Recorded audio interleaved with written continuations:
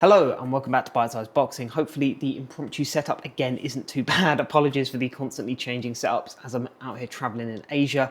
I did want to get this up a little bit earlier, but unfortunately been very busy doing various things, safaris and lots of driving, tens of hours of driving, all this kind of stuff. So not really had the time or been able to until today. So I have just got the news. I have just seen that Chris Eubank Jr has made weight. So playing into this fight, of course, the second fight against Conor Benn, I think that plays into Conor Benn's hands, to be honest. Although it is only 160, and Eubank has made 160 for years, even relatively recently. It's one of those ones that Eubank was making 168 back in 2018, and he made 168 for many years. Yes, he was always a small 168 pounder, but I still think he's probably outgrown middleweight, to be honest with you. Again, this guy is what, mid-30s, 35, 36, something like that now, Eubank. And as I said, he was fighting a weight above this when he was in his late 20s. So to be now, in your mid-30s, fighting a weight division down, I still don't think it's ideal. If it had been up to me, if I'd been in his position, I probably would have just flouted the weight, come in 164, something like that, and just gone sod it, and pay whatever. They're not going to let this fight not happen. So, pay whatever fine comes your way, because it gives you a far better chance. I'm not actually sure on the rehydration clause, whether there is one in this fight. I'll be honest with you. I'll be frank, this whole fight is a bit strange. It's one that I haven't really covered on this channel, not because I'm a casual, but because I'm not really that interested in it. And I feel like that's the way a lot of people feel about it. A lot of what I've seen sort of coverage online, people just aren't that bothered. It has kind of almost a closer feel to how the first fight originally did when it was first muted all the way back in 2022, where other than the interest, because all their fathers, generally speaking, people weren't that gassed for this fight, to be honest. And even on fight week, the original day, it was one of those where we were kind of just going through the motions. The casual audience were like, well, I like their dads. I guess I might stick it on, but I'm not really that bothered. And then really for the rescheduled date that we had earlier this year, it was just a perfect storm, You had the Saudi involvement and the Saudi machine behind it, which was very big. And although I think the Saudis are behind this fight as well, they've clearly scaled back their budgets in the last few months. And so the budget that's behind this from a promotional point of view is clearly on a different stratosphere than the first fight. I saw one of the sponsored DAZN ads come up on, it was either Facebook or Instagram earlier today when I was just scrolling through my phone, and it had like 30 likes, which is insane for a fight of this magnitude.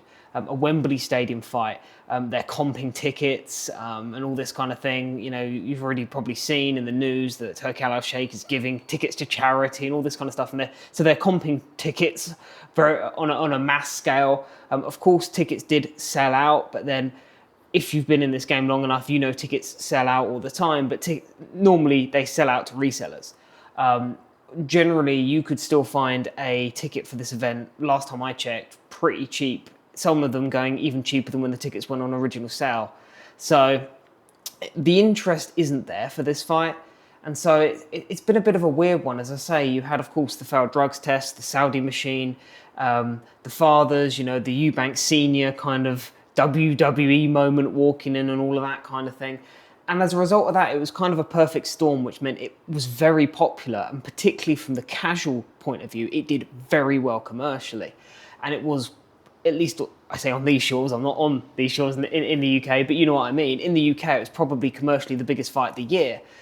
But despite that, and despite the fact the fight was actually very good, I'll be honest, I wasn't someone who's particularly looking forward to the first fight. I just thought it's weird. It's really a super middleweight who is of questionable level. He falls short at the highest level, but he's a decent fighter against an untested welterweight. It's strange. But of course, as I said, with the failed drug test, the Saudi machine, the fathers, the WWE moment with Senior, I'm not backing my son, I don't like this fight, and then walking out, it made a perfect storm from a promotional point of view where it did very well and it had a lot of interest. But for this fight, there's just none of that. And that's kind of played into how I've covered this fight on this channel, because I just don't personally have the interest in it that I would have done if I was uploading when the first fight happened. It's just one of those I kind of shrug my shoulders at. And I think that's really, from what I've seen, how most people feel about this fight. It's a bit of a strange one. Did we need to see it again? The first fight felt conclusive enough. It was a relatively clear points decision for Chris Eubank Jr. And I think the second fight will probably follow a similar pattern. Again, I didn't like the shenanigans, and although Eubank agreed to them, I didn't like the shenanigans of the first fight. Eubank being depleted to the level he was. I mean, if you saw him in the ring, as he got in the ring, his skin was like grey and dry, where he was clearly dehydrated. Of course, he then got rushed to hospital after the first fight and all this kind of thing. So again, it was just, in order to make this a competitive fight, you have to bring one fighter down about 30%, and then they meet in the middle. And that's not because I think Conor Benn is a dreadful fighter, but because, again, if you get a fully hydrated super middleweight/middleweight against a fully hydrated welterweight, even if they're both at their best, providing they're both of a similar-ish level, which I would say they probably are, in terms of being not quite elite, not quite world level, but probably a ring or two below that, which is where I think both guys fall in their respective divisions. You get these guys who are a couple of divisions apart and put them in together, you're going to get what you got. And they're not, the bigger guy's going to win. The bigger guy's going to beat the littler guy, right? Every time, for the most part. And so they had to kind of artificially drain the bigger guy and bring him down enough percentage points, as it were. Do you know what I mean? Where it's a bit more even, just in this, and I don't like that, At the end of the day, if you have to do that, these guys probably shouldn't be in the ring together to begin with. But again, when there's money to be made, BS walks. And so, again, I've blabbered on now for nearly 7 minutes and haven't really touched on this fight. And again, I just don't really have any strong opinions on it. I mean, Eubank Jr. should get it done again. I just think that Conor Benn isn't dynamic enough in his offense. He gets very wild, he gets very reckless. Even if you try and get Conor Benn to stick to a game plan, as soon as he gets hit, he's going to revert to type. He's going to be wild. He's going to be, as I say, reckless and just not take care in terms of his how. You can't do a Virgil Hunter with him, can you? You can't make Conor Benn pick his shots and be methodical and think. He's someone that if he gets tagged, the red mist is going to descend and he's just going to start trying to throw Hail Marys. And I just think, although Chris Eubank Jr. isn't a particularly cultured boxer, he's still cultured enough to be able to mitigate Conor Benn's offense. The only interest I really have from that perspective is if Conor Benn does land, and of course Chris Eubank Jr. is sufficiently drained, then will the chin hold up? I don't know. I mean, in the first fight he got hurt, but other than that sort of moment where he was sort of visibly buzzed, from there on in he kind of boxed and just boxed to a decision and was just, as I say, a bit more cultured. And in this fight, I don't see really any reason to veer away from the same thing happening again. So regarding this, it's a strange one. Again, I don't really have any strong opinions on it. Again, I'm sorry I haven't really given you an in-depth breakdown of what I think on the fight. And, I think this guy needs to do this to beat this guy and this kind of thing because, yeah, I don't know, man. But you let me know what you think. I'd be interested to know. Do you feel the same?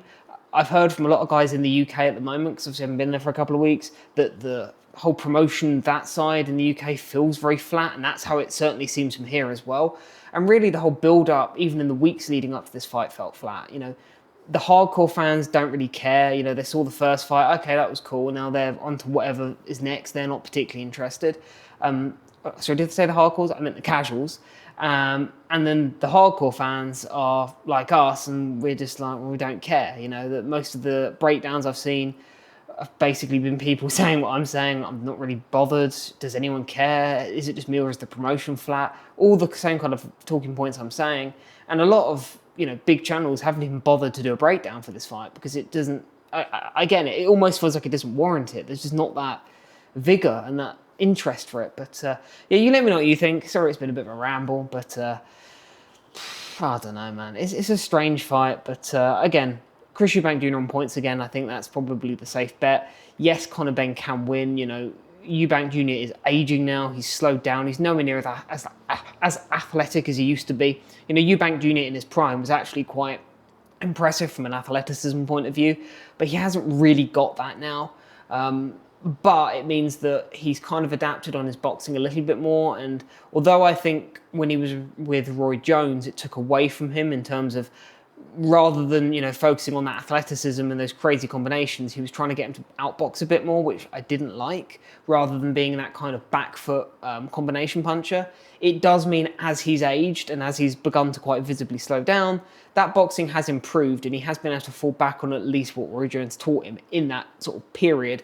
You know, he has a jab now. Whereas you go back 10 years, you could watch a 12-round fight with Eubank Jr. and he would genuinely throw a handful of jabs, if any. It was ridiculous. So at least he's kind of worked on it from that point of view, and I think that will be enough to get him the decision again. But you let me know what you think. I'll be interested to know. And yeah, cheers, guys.